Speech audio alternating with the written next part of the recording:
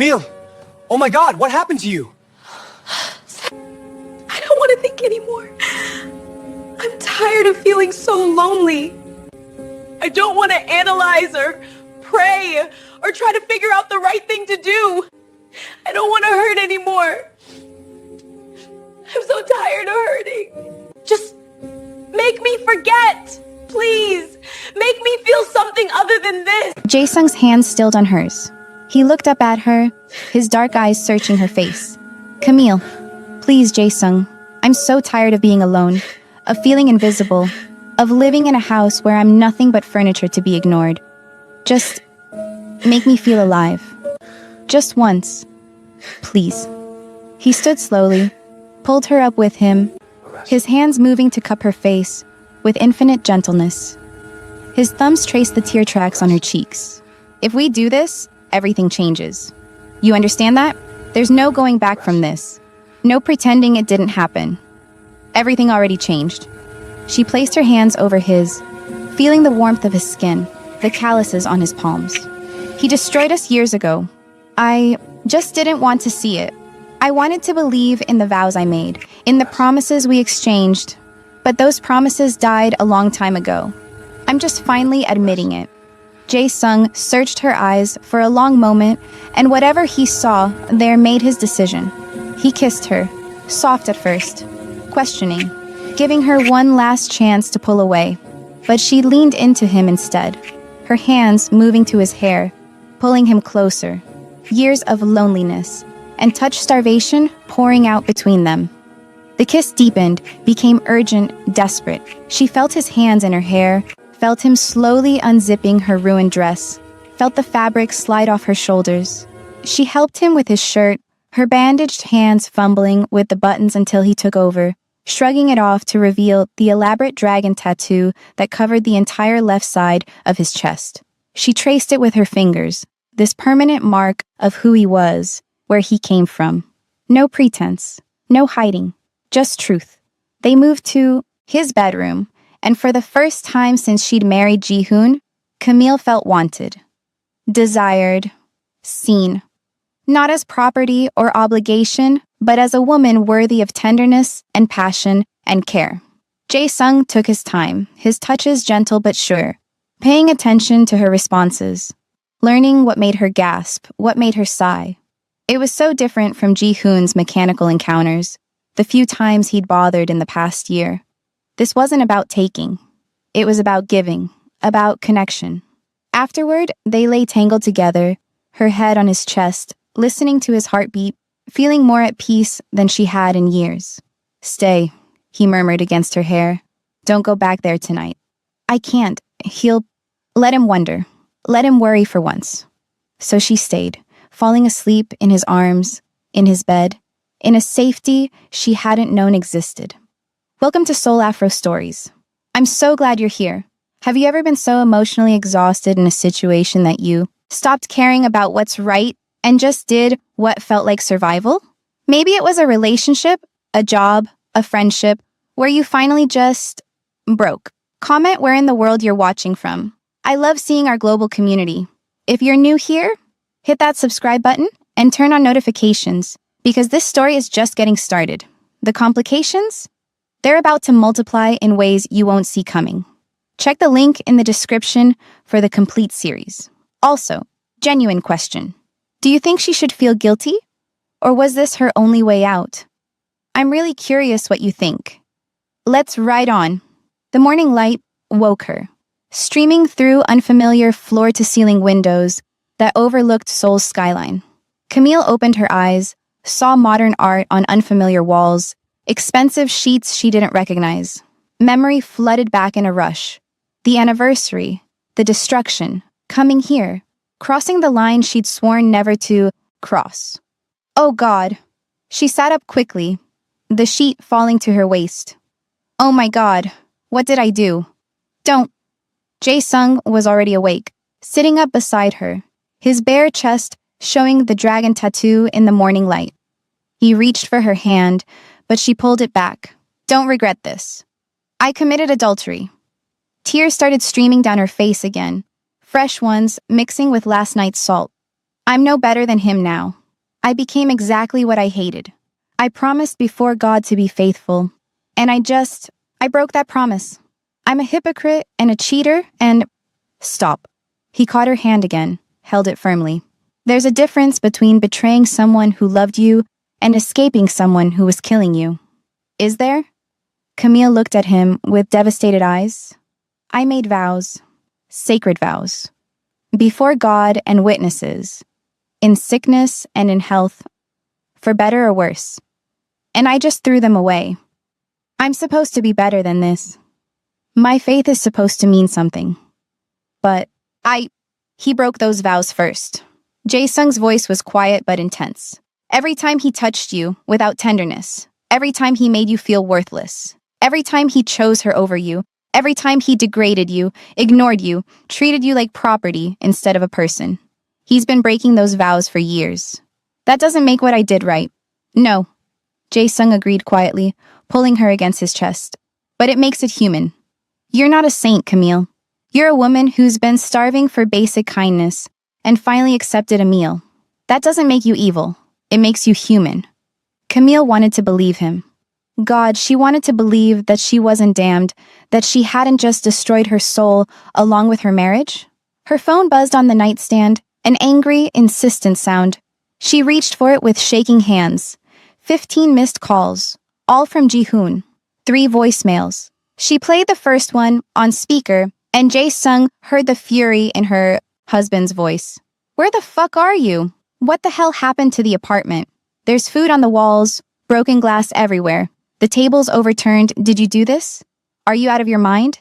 This is insane, Camille. Absolutely insane. Get home. Now. The second. Camille, I'm serious. Where are you? This isn't funny. You can't just destroy our home and disappear. I need an explanation. Call me back immediately. The third, and this one was different. Colder, more controlled. Fine, don't answer. Act like a child. But when you get home, we're going to have a serious conversation about this behavior. This is completely unacceptable. You're my wife. You don't get to throw tantrums and run away. I don't care what you're upset about. This ends now. Jae-sung's entire body had gone rigid.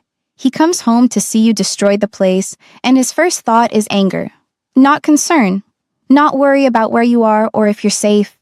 Not guilt that he forgot your anniversary. Just anger that you dared to have a reaction to his cruelty. Camille was already reaching for her clothes, or trying to. Her ruined red dress lay in a heap on the floor, unwearable. I have to go back. I have to face this. You don't have to go back. Yes, I do. She stood up, clutching the sheet around herself. Everything I have is in his name. My visa depends on him. Without him, You're free. I'm deported. Camille's voice cracked. I'm sent back to Los Angeles with nothing. No job, no home, no way to stay in the country I've built a life in. He made sure of that, kept everything in his name, never let me work, made me completely dependent. It was deliberate. I see that now. He wanted me trapped. Jae-sung stood, pulled on his sweatpants, then went to his closet. Wear this. He handed her a simple button-down shirt and sweatpants. She put them on, drowning in his clothes, smelling like his cologne, cedar and something darker, more complex. It felt like wearing his protection. I can drive you, he offered, his voice making it clear he hated letting her go back there. No, that'll make it worse. If he sees me coming home in your car... She shook her head. I'll take a cab. She tied her hair back into a messy bun, washed her face, tried to look less like a woman who just spent the night with her lover, and more like a woman who just slept at a friend's house. The lie sat bitter on her tongue. At the door, he caught her hand. Camille, if he hurts you, if he even threatens to hurt you, you call me immediately. Understand? He won't. Promise me. His grip tightened, not painfully, but urgently. I need to hear you say it. She looked at his face, saw the protective fury barely controlled there, the dangerous man who existed under the gentle lover, and nodded. I promise. He kissed her one more time, and she tried to memorize the feeling, being wanted, being treasured, because she knew the next few hours would be hell. The cab ride home felt like driving toward her execution. Camille watched Seoul pass by the windows, the city waking up on a Saturday morning. People going about their normal lives, having normal problems. She wanted to tell the driver to turn around, to take her anywhere else, to keep driving until they ran out of road. But she didn't. The apartment door was unlocked. She pushed it open slowly, stepped inside, and the smell hit her first. Cleaning products and air freshener, trying to mask the evidence of last night's destruction. Someone had cleaned up most of it. The broken plates were gone, the walls wiped down, though dark stains remained where the food had splattered. The dining table was upright again. The floor swept. Jihoon sat on the couch in the living room, perfectly dressed in a business suit despite it being Saturday morning. His hair was styled, his tie straight, his shoes polished. He looked like he was about to go to a board meeting, not deal with his wife returning after a night away. His face was cold, that expression she'd learned to fear over the years. The one that meant he was angry but controlling it, channeling it into something sharp and cutting. "Where were you?" His voice was quiet. Too quiet. "Does it matter?" Camille's voice came out steadier than she felt. "You weren't here. It was our anniversary. I texted you I couldn't make it. I had important business." Camille laughed, a sharp, bitter sound that cut through the artificial calm. "Important business? Is that what you call her?" Something flickered in Jihoon's eyes, surprised that she'd gone there, that she'd named it directly. "What did you just say?" "Yuna. Her name is Yuna, isn't it? 26 years old, works in marketing, lives in Gangnam, has been sleeping with my husband for how long now? 6 months? A year?" He stood slowly, deliberately, buttoning his suit jacket. "You went through my phone. You left it unlocked, on the counter, while you showered. The messages just popped up. 'Come back to bed, baby,' with a heart emoji. Not exactly subtle. I asked you a question." He stepped closer, and she saw his hands clench into fists. "Where were you?" Camille met his eyes, feeling something new rise in her chest. Not fear, but defiance. 4 years of swallowing her words, of making herself smaller, of accepting his cruelty as if it was her due. Something had shifted last night. Something had broken, and she couldn't put it back together even if she wanted to. Somewhere I was actually wanted. Somewhere someone looked at me like I was human instead of furniture to criticize or ignore. The implication hung between them, thick and undeniable. "You cheated on me." His voice was dangerously quiet now, each word precise and sharp. "You? After everything I've done for you? After everything you've done to me, you mean?" Jihoon moved faster than she expected, closing the distance between them, grabbing her upper arm, tight, painful. His fingers dug into her flesh. "Who is he? Tell me who he is." Camille wrenched her arm free, stumbling back. "Why, so you can destroy that too? Like you've destroyed everything else in my life? My confidence, my art, my sense of self-worth? My ability to feel like a human being instead of a burden you graciously tolerate? You ungrateful bitch." He was breathing hard now, his controlled facade cracking. "I saved you. When you were being deported, when you had nothing, when you were about to be sent back to America with no job and no prospects, I gave you a life, a home, a name, papers that let you stay in this country. I gave you everything. And this is how you repay me? You didn't save me. You bought me. And you've been making me pay for it every single day since." Jihoon's laugh was cruel, cold. "You stupid woman. Do you have any idea what position you're in? Without me, you're nothing. No visa, no money, no home, no legal right to be in this country. You go to immigration tomorrow without my sponsorship, you're deported within a week. And wherever you think you can run to, whatever man you think will save you, I'll make sure everyone knows what a whore you are. I'll tell your friends, your church, everyone we know. I'll make sure you can never hold your head up again."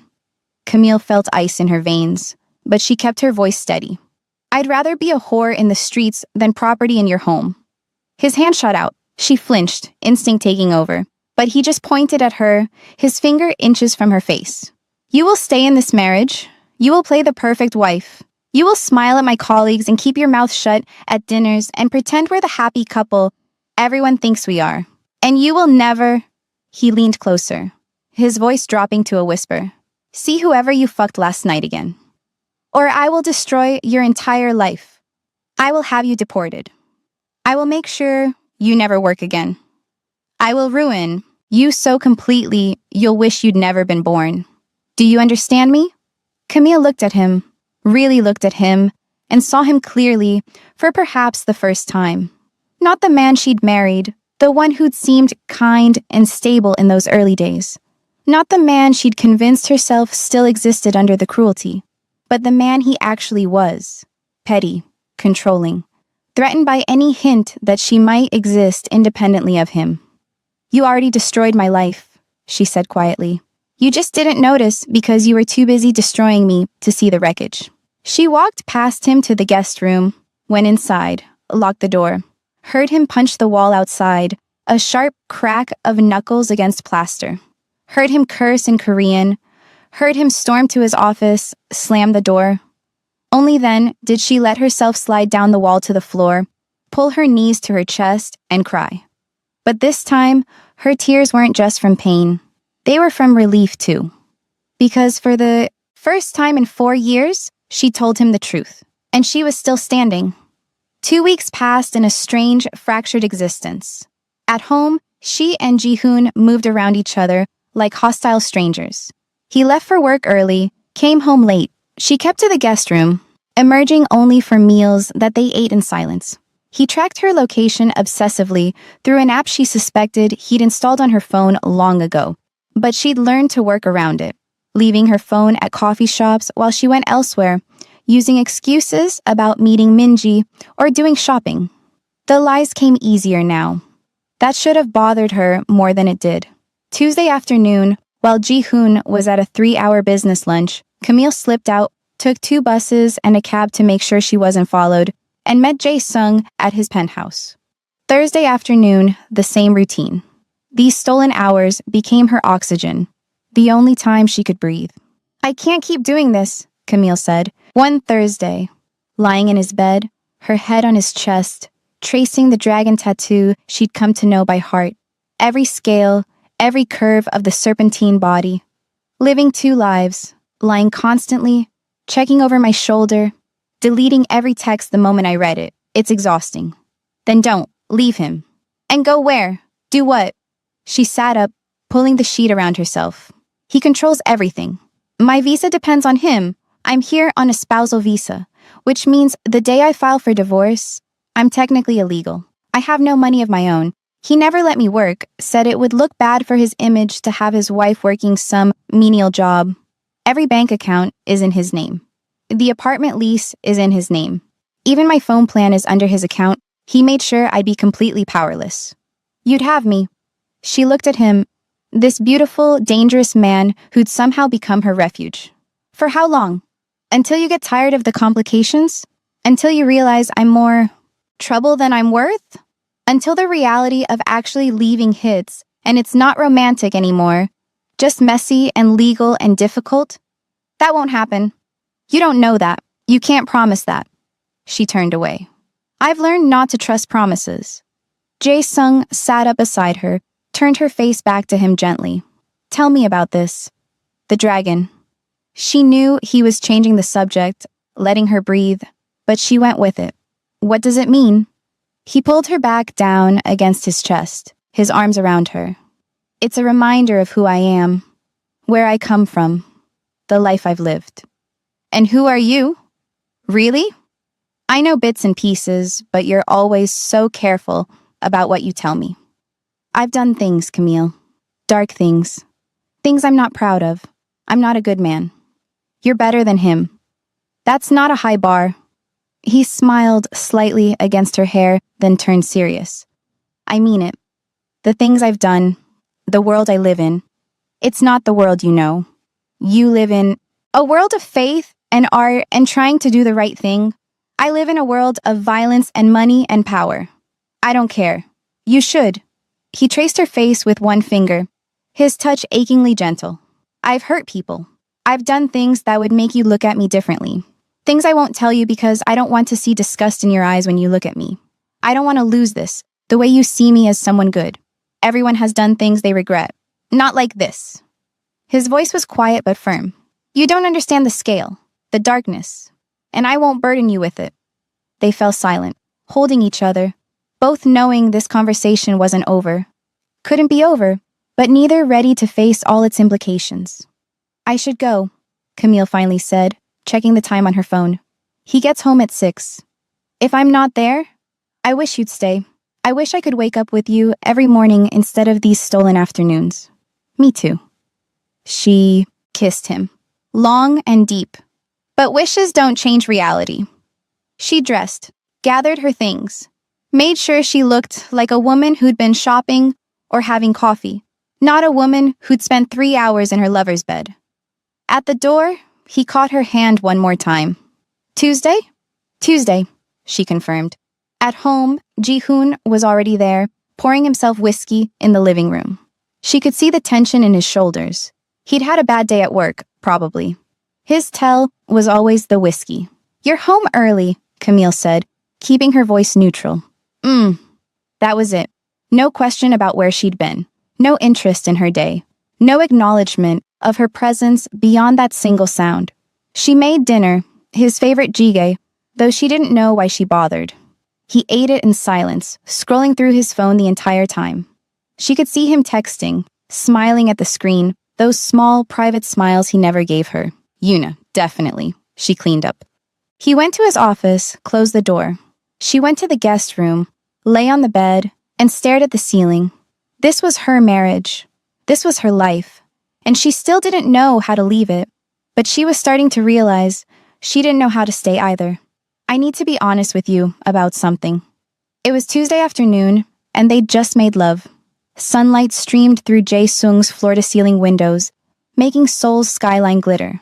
He sat up in bed, moved slightly away from her, and that small distance felt ominous. Camille's stomach dropped. What? My world. It's not the world you know. The business I'm in, the things I do, they're not legal. They're not safe. They're not good. I know you're not just an import-export like you told me at first. No, I'm not. He looked at her seriously, his dark eyes intense. I run operations in Seoul's underworld. I have connections with people who do very dark things. I've done dark things myself. I'm involved in things that would land me in prison if certain people found out. Things that involve violence and coercion and activities that decent people don't touch. Like what? Things I won't tell you because I don't want you to look at me differently. Things that would make you leave this bed and never come back. Try me. No. His voice was firm, leaving no room for argument. You don't need that darkness in your mind. You're already carrying enough from what he's done to you. Camille reached for his hand, laced her fingers through his. Then why tell me at all? Because I'm falling in love with you. He turned to face her fully, his expression vulnerable in a way she'd never seen. Because I want more than these stolen afternoons. I want you in my life fully, openly, but I don't think you'll stay in my world once you really see it. Why not? Because you're good, Camille. Pure in a way that I'm not. You pray. You feel guilty about breaking vows to a man who's been breaking you for years. You have a conscience that actually works, that tells you right from wrong. My world doesn't have room for that. My world requires you to accept that sometimes violence is necessary, that sometimes the rules have to be broken, that sometimes good people have to do bad things to survive. So what are you saying? I'm saying I'm serious about you, dead serious. But I'm also saying you deserve better than me, better than him, better than this half-life we're living. Camille felt tears forming. You're trying to push me away. I'm trying to be honest. He cupped her face, his thumbs tracing her cheekbones. I can help you leave him. I can give you resources, money, connections to stay in Korea legally. I have people who can arrange paperwork, who can make sure your visa situation is handled. But I can't promise you a clean, simple life. Because that's not what I have to offer. My life is complicated and dangerous and dark. I don't know what I want. Anymore, she whispered, leaning into his touch. I just know that when I'm with you, I don't feel dead inside. I feel alive. I feel seen. I feel like I matter. Jae-sung pulled her close, holding her tight against his chest. Then for now, that's enough. But they both knew it wasn't a long-term answer. They couldn't live on stolen Tuesdays and Thursdays forever. Eventually, something would have to give. You look different. Minji set down her coffee cup with a soft clink, studying Camille across the small table. They were at a cafe in Gangnam mid-afternoon on a Wednesday, one of Camille's carefully constructed alibis. The cafe was trendy and modern, all white marble and hanging plants, the kind of place where young Korean women took Instagram photos of their drinks. Do I? Lighter somehow, less... Minji searched for the word, her perfectly manicured hand gesturing vaguely. Less crushed. Like there's actually light in your eyes again, instead of that dead, look you've been carrying for years. Camille wrapped her hands around her latte, feeling the warmth seep into her palms. I'm thinking about divorce. What? Minji nearly knocked over her cup, catching it at the last second. Really? But you've been married for 3 years of hell. Camille looked down at her drink, watching the foam slowly dissolve. He hasn't been good to me, Minji, for a long time. Oh, honey. Minji reached across the table, her hand covering Camille's. Her voice dropped, became softer, more concerned. I had no idea. You never said anything. All those times we had coffee, all those dinners when the four of us went out, you seemed fine. You smiled and laughed and acted like everything was perfect. I was ashamed. I didn't want anyone to know that I'd failed, that I'd married someone who treats me like I'm worthless, that the perfect marriage everyone thought we had was actually a prison I couldn't escape. That's not your failure. That's his. They sat in silence for a moment, the cafe noise washing over them, the hiss of the espresso machine, the chatter of other customers, the K-pop playing softly overhead. Is there someone else? Minji asked gently, her eyes knowing. Camille's face flushed, warmth creeping up her neck. Why would you ask that? Because you're glowing, and I've known you long enough to recognize that look. That's not just, I'm leaving my husband energy. That's someone else is making me feel alive energy. It's complicated. Tell me. Minji leaned forward, her whole attention focused. I'm not here to judge. I'm here to listen. Camille took a breath, then another. There's someone who makes me feel alive again, who makes me remember what it's like to be wanted instead of tolerated. Minji's eyes lit up with genuine happiness and curiosity. Tell me everything. Who is he? How did you meet? What's he like? How long has this been going on? It was an accident. Camille felt herself smiling despite everything. That genuine smile that had been missing from her face for years. A wrong number text. I thought I was texting Ji-hoon, asking him to meet me because I needed him. And this stranger answered instead. What's he like? Minji was practically bouncing in her seat now, invested in this story. Camille's whole face softened, her eyes getting that faraway look people get when they think about someone they love. Intense, protective, dangerous maybe. He has this edge to him that Ji-hoon never had, but he makes me feel safe in a way I never have before. When I'm with him, I remember who I used to be, before Ji-hoon slowly erased me, before I forgot that I used to paint and laugh and have opinions and dreams. Are you in love with him? Yes. The word came out as barely more than a whisper, but it felt like shouting. God help me, yes. I didn't mean to fall in love. I didn't mean for it to go this far. But somewhere between the coffee meetings and the conversations and the way he listens to me, like what I say actually matters. I fell. Hard. Does he love you? He says he does. But he also says he doesn't think I'll stay in his world. Minji frowned. What does that mean? His life is complicated. His business is complicated. He's not like Ji-hoon, corporate and respectable on the surface, climbing the ladder at some tech company. He's something darker. Something less legitimate, I think, though he won't tell me details. Darker how? Minji's concern was evident now. I don't know all the details. Camille wrapped both hands around her cup, needing something to hold on to. And honestly, I'm not sure I want to know. He's told me enough for me to understand that his world involves things that aren't legal, things that could be dangerous. But all I know for sure is that when I'm with him, I feel alive. And when I'm at home, I feel like I'm dying a little more each day. So what are you going to do? I don't know. Camille's voice cracked slightly. Part of me wants to leave Ji-hoon, file for divorce, take whatever comes, start over completely, even if it means going back to America, even if it means being broke and starting from zero. But another part of me feels guilty, like I'm breaking sacred vows. Like even though he broke them first, I'm no better than him if I do this. Minji squeezed her hands tighter. Camille, listen to me. He broke those vows first. He's been breaking them every single day. He treats you like you're worthless. Every time he chose his work over you, his mistress over you, his ego over you. He's been unfaithful in every way that matters. I know. Intellectually, I know that. But emotionally, Camille's eyes filled with tears. I made promises before God. I meant those vows when I said them. And now I'm breaking them, and I don't know if the fact that he broke them first makes it okay, or if I'm just making excuses for my own sin. You still feel guilty? Camille nodded, a tear escaping down her cheek. She wiped it away quickly, not wanting to make a scene in the cafe. Listen to me. Minji's voice was firm but kind. You deserve to be happy. You deserve to be loved. You deserve to be treated like you matter. And if this man, whoever he is, makes you feel that way, then maybe that's what you need right now. Maybe that's not sin. Maybe that's survival.